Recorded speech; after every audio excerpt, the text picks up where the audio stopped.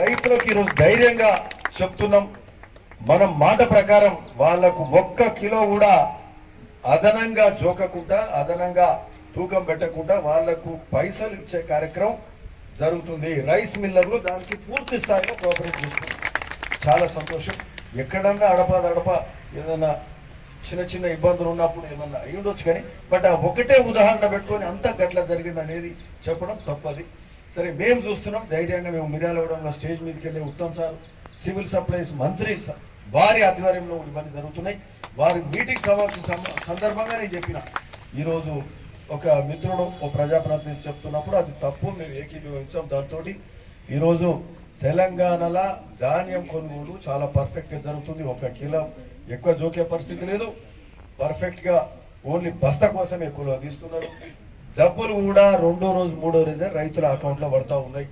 కాబట్టి ఇది సో అంతా కూడా బాగా జరుగుతుంది. రైతుల వడ్ల కొనుగోలు మీద అధికారులు, ప్రజాప్రతినిధులు, మీ రైస్ మిల్లర్స్ కూడా పూర్తి సహకారంతో ఈరోజు కార్యక్రమాలు అన్ని కూడా కార్యకలాపాలు జరుగుతూ ఉన్నాయి. మరి ఈరోజు సన్న బియ్యం ఇచ్చే కార్యక్రమం కూడా జరుగుతుంది.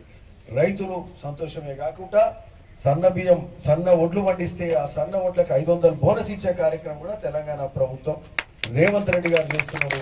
అది చాలా సంతోషం. మరి పండిన వడ్లను బియ్యం చేసి మరి వాటిని మిల్లింగ్ చేసి మీరు ఇవ్వడం, దాన్ని రైతులకు మరి రైతులకే కాదు అందరికి, తెలంగాణలో కార్డ్ హోల్డర్స్ అందరికీ దాదాపు 90% మందికి ఈరోజు సన్న బియ్యం సరఫరా దేశంలో ఎక్కడ జరుగుతలేదు, తెలంగాణలో జరుగుతుంది.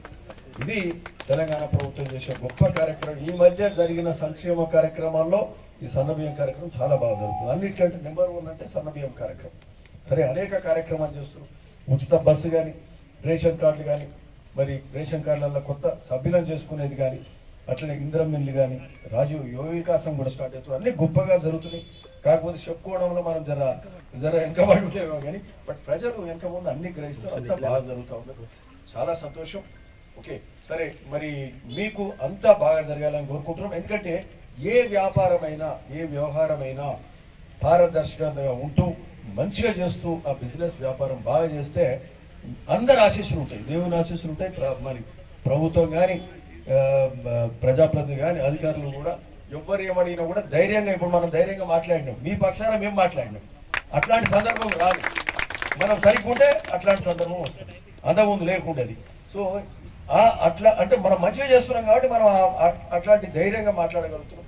సో ఇట్లనే నడవాలి, ఇట్లనే మంచిగా చేసుకోవాలి. మీ వ్యాపారం కూడా బాగా జరగాలి, మీరు ఆర్థికంగా కూడా ఎదగాలి, ఇంకా మోడర్న్ రైస్ మిల్స్ కూడా పెట్టుకోవాలి అని కూడా మీకు ఈ సందర్భంగా చెప్తూ, మరి ఫ్లో ఏమంటారు, అది ఫ్లో ఫోర్టిఫైడ్ రైస్ కానీ ఇవన్నీ కూడా జరుగుతూ ఉన్నాయి.